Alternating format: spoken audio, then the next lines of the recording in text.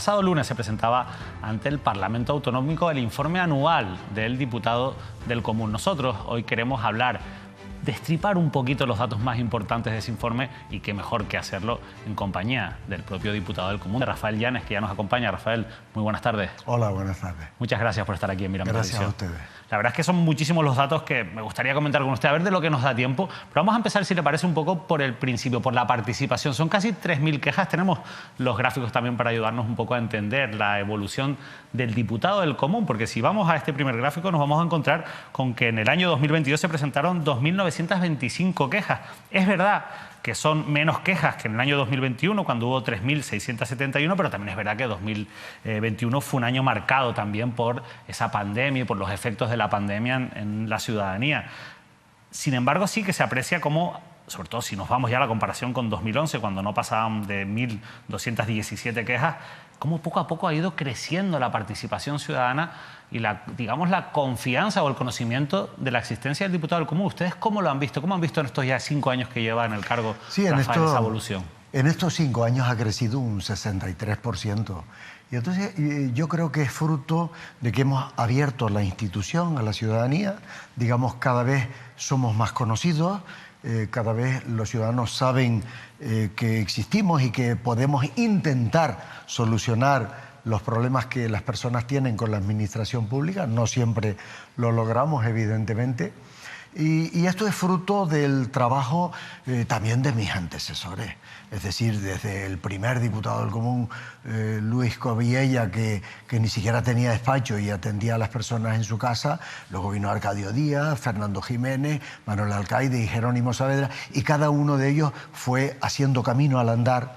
Y hoy en día ya tenemos una estructura amplia. Y en segundo lugar, David, también cuenta el hecho de que la ciudadanía cada vez sabe dónde presentar la queja. De poco vale que tú y yo estemos en un bar tomándonos un café y nos quejemos del alcalde, del cabildo, del gobierno. No, las quejas hay que dirigirlas a aquella institución que el Estado de Derecho pone al servicio de la ciudadanía para que llegue a donde tiene que llegar. Y luego ya se solucionará o no. Pero sí que es verdad, Rafael, que al final si uno analiza ese informe, que tiene casi 500 páginas, se da cuenta de, no es un resumen de todo el trabajo que ustedes realizan, pero de que esas quejas sí que tienen un recorrido. Se abre un expediente, se tramitan, se pone en contacto con la administración o el organismo de turno sobre el que se eleva esa queja. Al final, el diputado del Común, sea más eficiente o no, o se consigue una solución o no, sí que da curso a todas esas quejas. Da curso, se termina el expediente y te tengo que decir que el grado de éxito este año pasado fue del 66,77% de favorable a la ciudadanía, y en un 30 y pico no pudimos hacer nada. Estamos satisfechos. De lo que no estamos tan satisfechos es de la respuesta de la administración.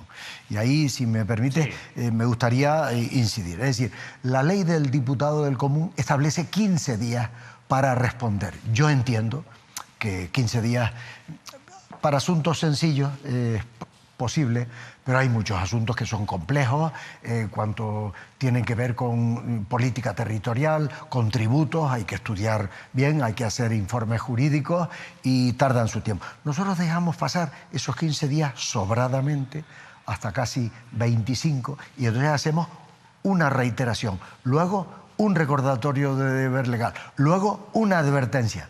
Y si al final, después de esas 4 insistencias, no ha contestado, firmamos una declaración de obstruccionismo, que no tuve que firmar ninguna este año, ninguna declaración. No ha tenido que firmar ninguna. Ninguna. 2022. Pero si firmé 149 advertencias, y claro, ya la advertencia ya.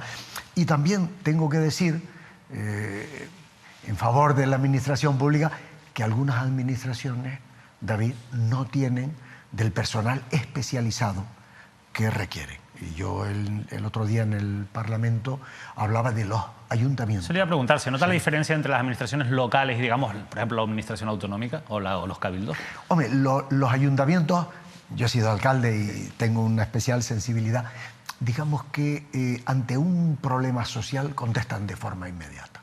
Inmediata. El sábado pasado, el sábado anterior, a las 5 de la tarde, me llaman para decirme, mira, mañana a las 9, mañana era domingo, y no era cierto, era el lunes, pero bueno, me lo dijeron así. va a haber un desahucio te lo digo, en La Orotava. Llamé inmediatamente al alcalde. El alcalde me puso con la concejala de Servicios Sociales. Localizaron a la persona. El lunes a las 8 de la mañana esa persona tenía una cita en el ayuntamiento para atenderlo. Es decir, esa inmediatez de los ayuntamientos, que te podría poner 1000 ejemplos, es así, ¿eh?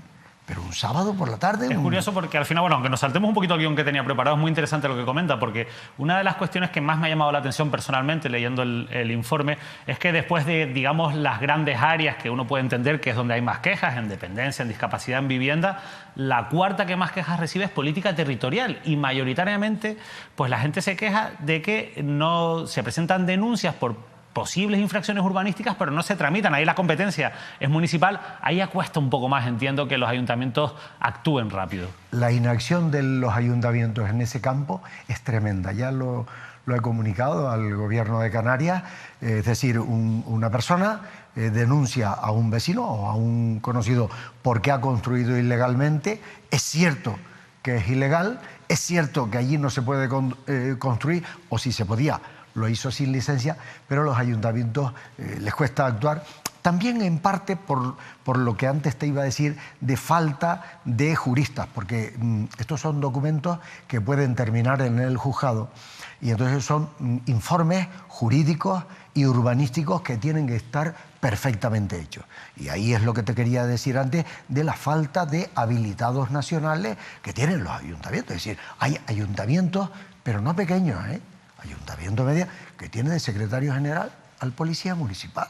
Y claro, cuando hay una petición no solo del diputado del común, sino de cualquier organismo que implique un informe jurídico, ahí lo tiene difícil. Es curioso porque es que recientemente, siguiendo otros asuntos, encontraba un debate sobre esta cuestión y veía cómo los ayuntamientos tienen la posibilidad, incluso legal, de acudir al Cabildo para recibir asesoramiento jurídico. El Cabildo tiene la obligación de asesorar a los ayuntamientos. Sí. Es por ley.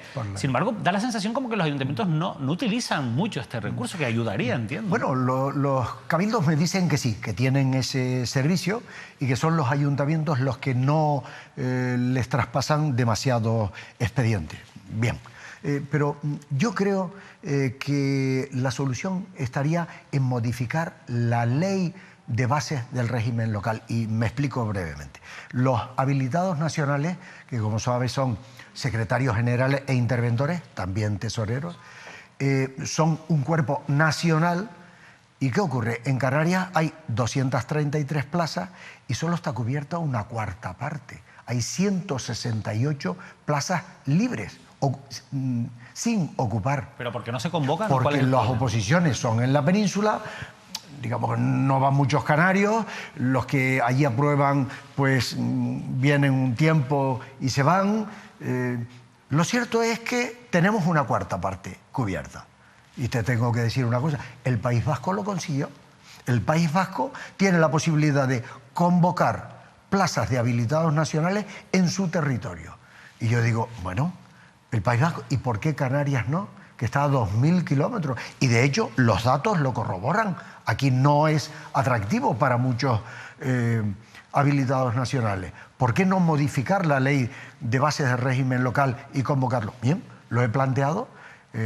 Próximamente tengo una reunión con la FECAN y yo creo que sería una buena alternativa, digamos, para que los alcaldes, a la hora de tomar decisiones, digamos, tengan, no nos olvidemos, no solo la parte jurídica, la parte económica, el interventor, que el dinero público está perfectamente destinado a lo que debe estar destinado. Y para eso hay un cuerpo específico de interventores. Si tienes de interventor pues un funcionario que no tiene la titulación ni la preparación adecuada, al final el alcalde, la corporación, puede tener un problema. Y efectivamente al final eso acaba generando muchas veces problemas legales, jurídicos. Es un debate y la indefensión para la ciudadanía, porque Total. Al final lo que hace el ayuntamiento repercute en las personas. Y es la primera puerta, como siempre se suele decir, que tocan los ciudadanos. Vamos a seguir con con algunos datos interesantes que, bueno, a nosotros nos han llamado la atención. Por ejemplo, en este otro gráfico vemos el porcentaje de quejas por cada 10.000 habitantes, porque claro, si uno va a los números absolutos, lógicamente la mayoría de las quejas vienen de las islas capitalinas, de Tenerife, de Gran Canaria. Pero si lo analizamos por cada 10.000 habitantes, vemos que los que más se quejan son los palmeros, seguidos de los herreños y seguidos de los gomeros, en las islas menores, pero sobre todo en La Palma, con un 35,98 quejas por cada 10.000 habitantes. Es la isla donde hay un mayor porcentaje en este sentido. ¿Esto tiene que ver con la crisis que ha provocado el volcán? No, esto tiene que ver con que nosotros tenemos la sede oficial en La Palma, somos muy conocidos en La Palma y evidentemente la población palmera nos tiene... Bueno, esa es nuestra interpretación, porque La Palma es la que más quejas presenta por cada 10.000 habitantes desde siempre, desde que yo he empezado a publicar ese dato en porcentaje de habitantes. Y luego hay una diferencia entre Tenerife y Gran Canaria. Sí, muy importante. Sí, también. muy importante también.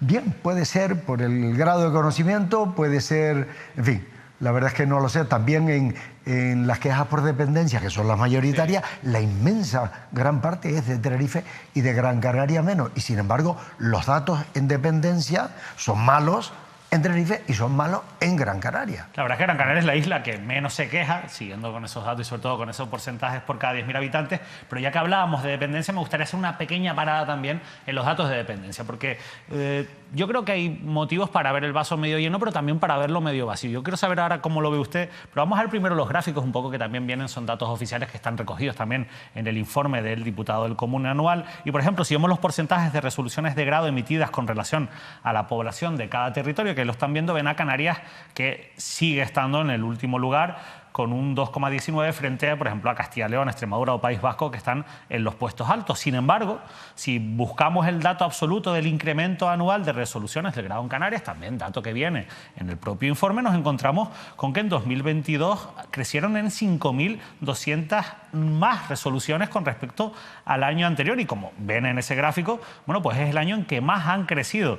Volvemos a la inversa, vamos a ver el dato quizás del que obviamente no nos podemos sentir orgullosos. La ratio de prestaciones por personas con resolución de la PIA o del PIA, del Programa Individual de Atención. Canarias de nuevo a la cola de España frente a los datos mucho más positivos en Baleares, Cantabria y La Rioja. Por debajo Canarias, Extremadura, Aragón. Sin embargo también, por ejemplo, otro dato positivo que tenemos que tener en cuenta es la evolución de las prestaciones en Canarias entre 2018 y 2022. 9.919 prestaciones nuevas o más que se añadieron en el año 2022 con respecto a los años anteriores. Es un incremento muy importante, Rafael. ¿Cómo ve usted el vaso? ¿Medio lleno o medio vacío con la dependencia? Bueno, vamos a ver, hay que mirar el vaso con tranquilidad. En primer lugar, ha mejorado la gestión, y lo hemos dicho claramente. En segundo lugar, la posición de partida era tan mala que seguimos al final, tal y como se ve en ese gráfico. Entonces nosotros, aplaudimos la mejoría, pero consideramos que es francamente mejorable. Es decir, esa mejoría tiene que multiplicarse para poder atender adecuadamente a las personas dependientes. No nos olvidemos que detrás de esos números hay familias, hay personas mayores que no están recibiendo un derecho que tienen, un derecho que la ley les da y que no se está respetando. Por tanto, esa mejoría hay que mejorarla. Yo en el informe extraordinario que presenté el año pasado y que recordarás, pues allí presentábamos 19 propuestas en positivo. 19, 1, 2, 3, 4. Lo presentamos con humildad, diciendo, mire, estas son nuestras propuestas, eliminen las que sean innecesarias, modifíquenlas con mejor criterio, añadan otras más acertadas, pero esto hay que cambiarlo.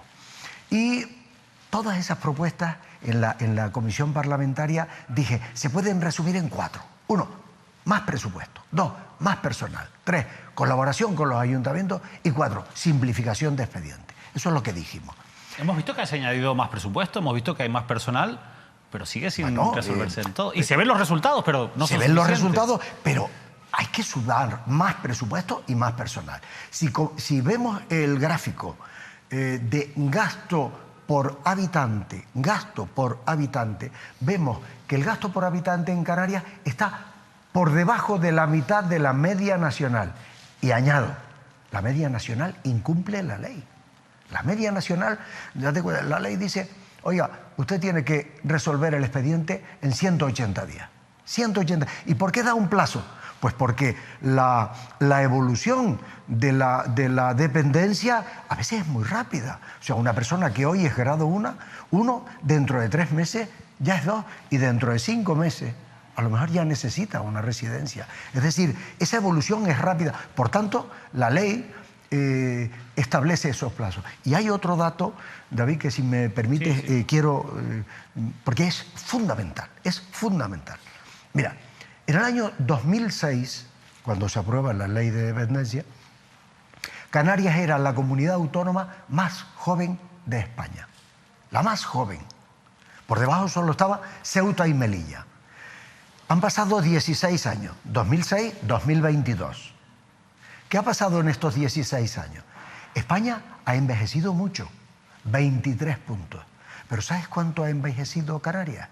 63 puntos, el 80%. Ha envejecido de forma brutal. He buscado datos de distintas regiones en Europa y no he encontrado ninguna como Canarias. El envejecimiento es brutal y eso implica la dependencia e implica el servicio sanitario, puesto que las personas mayores demandan más servicios. Claro, al final eso es que me viene muy bien esa reflexión, Rafael, porque va muy en línea con lo que le quería preguntar a continuación, y es realmente ante ese envejecimiento de la población y lo que conlleva sobre todo, que es un aumento de la demanda, usted que ha trabajado que ha estado al frente de ayuntamientos, como un ayuntamiento como el de Güímar, que ahora lleva ya 5 años al frente del diputado del Común, ¿cree que el sistema realmente está capacitado para poder atender dignamente toda esa demanda? Estamos viendo que las cifras demuestran que no estamos cumpliendo ahora mismo, pero de cara a 10, 20 años, ¿qué va a pasar? ¿Usted cómo lo ve? Es decir, el gobierno de Canarias, esta mejoría que se ha producido en 2020, tiene que multiplicarla. Y para multiplicarla no hay otra forma que subir el presupuesto y aumentar el personal. Si tenemos 27.000 personas en lista de espera, 27.000, son 54.000 visitas a los domicilios. ¿Cuántas personas hacen falta para hacer 54.000 visitas? Más las que se presentan hoy, las que se presentan mañana, pasado, pues todos los días se presentan más. Es decir, hace falta mucho personal. ¿Pero usted cree que puede llegar a asumir esa demanda el sistema? Porque hay comunidades autónomas que cumplen y otras no. Simplemente... ¿Por qué? Esa es la pregunta. Bueno, pues porque han apostado. Han apostado. Es decir, la Comunidad Valenciana estaba casi al final y hubo un momento en el que triplicó el número de personas que trabajan en dependencia. Subió un 325%. Bueno, por lo menos ahí se vieron los resultados. Sabemos cuál es el camino, por lo menos. Ahora es cuestión de tomar el camino. Vamos por buen camino, pero hay que acelerar. Hay que acelerar. Otra de las cuestiones que preocupa mucho a la ciudadanía, lo decíamos antes, ¿no? Dependencia, discapacidad, la vivienda, el acceso a una vivienda digna. Además, ha habido muchos casos mediáticos recientemente. Hemos visto cómo la Diputación del Común está siempre, incluso otro de los datos que es importante, ahora lo comentaremos, es cómo han aumentado las actuaciones de oficio por parte de la Diputación del Común. Vemos cómo ustedes están al tanto, digamos, de lo que ocurre y se preocupan por asesorar a esas personas que muchas veces pues, acaban quejándose, contando sus casos en los medios de comunicación. Rafael, ¿qué está fallando en la política de viviendas en Canarias? Pues mira, yo lo tengo muy claro. Para garantizar el acceso a la vivienda digna que proclama la Constitución, la Administración Pública tiene que tener un parque de viviendas suficiente para atender esas necesidades. Número de viviendas. El País Vasco tiene 50.000, tiene los mismos habitantes que nosotros, aproximadamente. Nosotros tenemos 16.200, 12.000 el Instituto Canario de la Vivienda, 4.200 Visocam. ¿Qué ocurre? Aquí hay dos problemas que originan esta situación. Uno, durante 20 años no se ha construido vivienda o apenas se ha construido vivienda pública. Dos, en los años 90 se vendieron 20.000 viviendas públicas que eran de alquiler y se vendieron, eso sí, no se vendieron a un fondo de inversión, se vendió a sus inquilinos. Digamos que fue una medida social contra la que no tengo problema, nada que objetar. Ahora bien, para tomar esa medida debió tomarse antes otra, construir otras 20. Porque ahora faltan esas 20.000. Nosotros hemos calculado, hay algunos estudios publicados por expertos que dicen que se debe tener un número de viviendas equivalente al 1,5% de la población. Canarias, 2.200.000, serían 31.000 viviendas, 32.000 viviendas. Tenemos 16, faltan justamente las 20.000 que se habían vendido. Hay colectivos que dicen que sí, que estaría bien construir, pero que también es verdad que hay muchísima vivienda vacía, que a lo mejor puede ser una solución llegar a acuerdos con entidades financieras que suelen ser propietarias de muchos edificios que a día de hoy pues, están vacíos, o promociones que al final no se han terminado de construir. A la vista está. Claro. Si sales de Puerto del Rosario y si sales de Arrecife, ves cantidad de viviendas que con aquel boom inmobiliario de 2006, 2007 se construyó, llegó la crisis, se paralizó y ahora hay un problema, ¿no? Sobre la vivienda te hago dos reflexiones. Uno, valoramos positivamente el programa de vivienda pública 2020-2025. Eso sí, hemos pedido que se cumplan los plazos.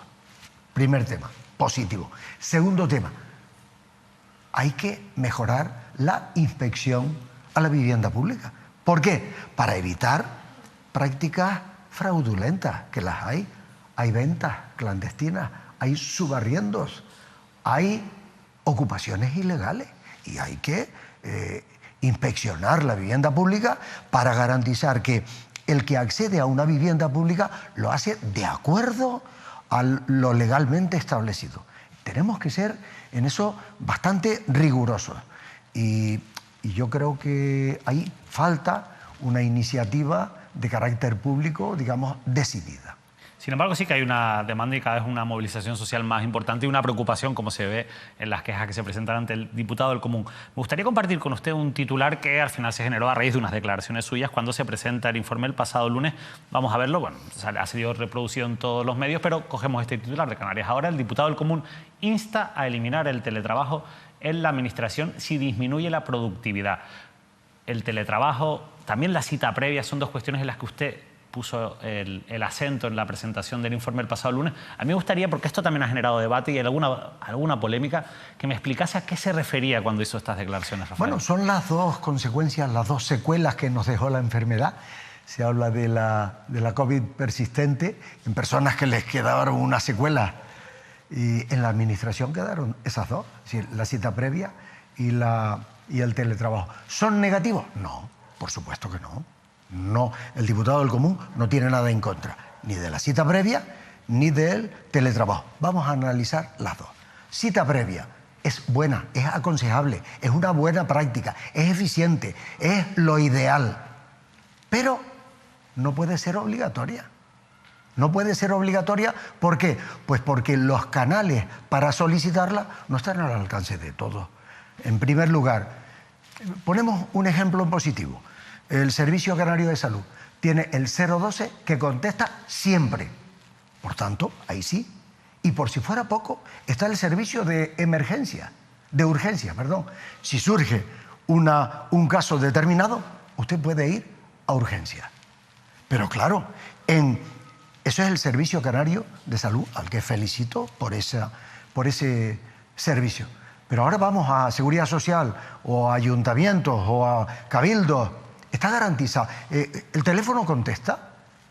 Las personas que ahora mismo nos están viendo, seguro que han llamado a ayuntamientos y a la Seguridad Social y demás. ¿Contesta el teléfono? A veces contesta y sale una máquina diciendo para tal cosa pulse 1, para tal cosa 2, 3. Cuando va por el 5 ya no sabe ni lo que quiere decir la máquina y te pierdes en ese laberinto. Yo creo que, David, hay que hacer es decir, la cita previa es buena. Una persona está citado a las 10:45, acude puntualmente, es atendido adecuadamente y es genial. Pero la persona que no tiene cita previa tiene el derecho de ser atendido. No es posible. Yo he hecho en falta la ventanilla de información. Hay que humanizar la administración pública para esas personas que no comprenden demasiado bien un texto por escrito, que no se saben expresar. A veces llaman a la Diputación del Común para contar su problema y ni siquiera saben expresarlo adecuadamente. No digamos ya manejarse con una tablet para solicitarlo telemáticamente. De la que se suele hablar. Entiendo, cita previa sí, pero con alternativas para quien no tenga acceso a ese tipo de servicios. O sea, la persona que no tiene cita previa tiene que hacer cola y estar ahí 2 horas esperando, 3 horas. Y usted va con cita previa y es atendido al minuto y se va tranquilamente. ¿De acuerdo? Es ideal, pero no obligatoria. No obligatoria. Y sobre el teletrabajo, sí. Y sobre el teletrabajo tampoco estoy en contra. Es decir, Canarias se está vendiendo como destino para los nómadas digitales. ¿Qué son nómadas digitales? Pues son personas que teletrabajan desde aquí para Alemania, para Estados Unidos, para Suecia y para Finlandia. Allí están a 6 grados bajo cero y aquí pueden ir a bañarse a la playa. Por tanto, el teletrabajo es un avance que hay que aplaudir. Ahora bien, yo he dicho, si el teletrabajo perjudica la calidad de los servicios públicos, hay que anularlo.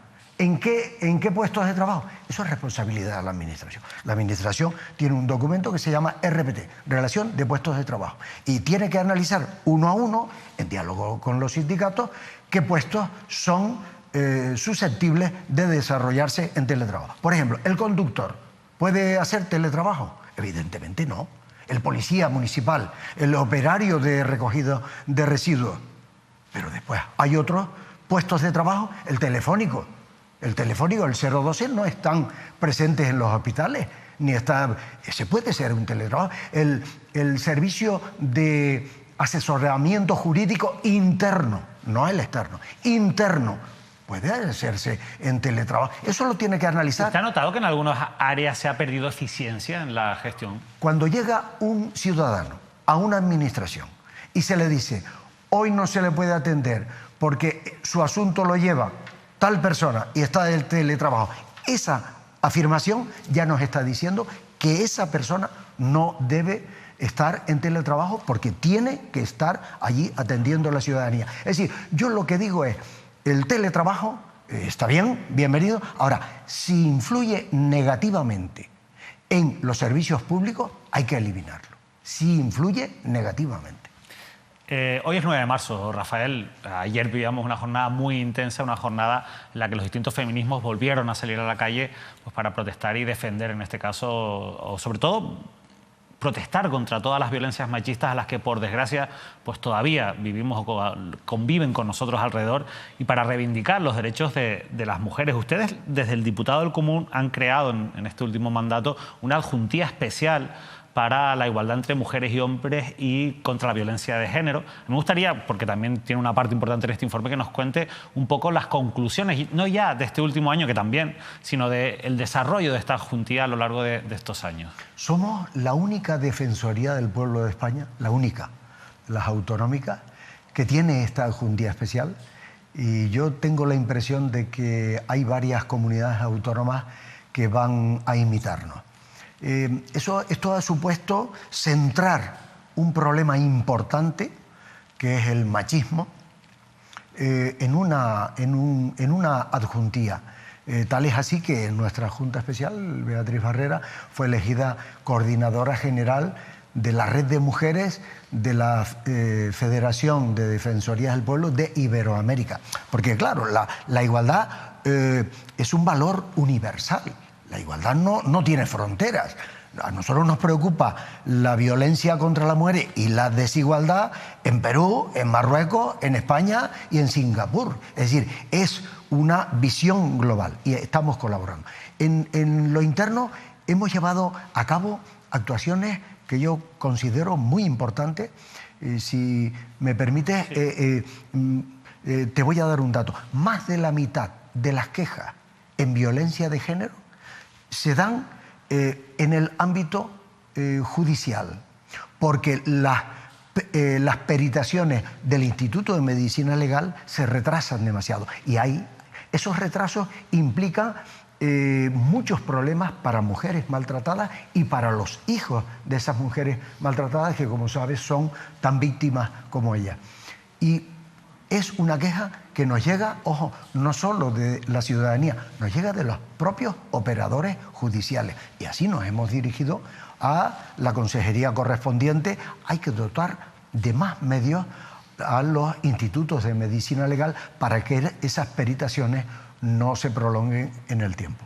La verdad es que es muy interesante porque algunos casos que nosotros hemos podido seguir están bastante satisfechos de tener también un sitio al que poder quejarse, ¿no? Y también no solo por parte de las víctimas, sino de los propios profesionales que muchas veces se ven sobrepasados, digamos, e impotentes ante la falta de medios y de recursos pues, para tramitar cuestiones que son fundamentales en la lucha contra esta lacra, la verdad. Rafael, nos hemos quedado ya sin tiempo, hemos llegado a la media hora de entrevista. La verdad es que, por nuestra parte, darle las gracias por habernos acompañado, felicitarle por el trabajo pues, a lo largo de este año 2022 y de estos 5 años. Lo cierto es que lo hablamos antes de empezar. Se cumplen ya los 5 años, digamos, oficiales, ¿no?, al frente del diputado del Común, en este caso de usted, de Rafael Llanes. ¿Cuál es su intención de cara a la próxima legislatura, teniendo en cuenta que tenemos pues, unas elecciones a la vuelta de la esquina? Bueno, yo fui elegido en junio de 2018, cuando estaba el gobierno anterior y el parlamento anterior, presidido por Carolina Darias. Fui elegido y ahora se cumplen los 5 años, 20 días después de las elecciones. ¿Mi intención cuál es? Pues trabajar con la misma ilusión que el primer día hasta el último minuto que esté en este puesto. Pues nosotros seguiremos muy pendientes, por supuesto, del trabajo del diputado del Común. De verdad, Rafael Llanes, muchísimas gracias por habernos acompañado. Gracias a ti, David.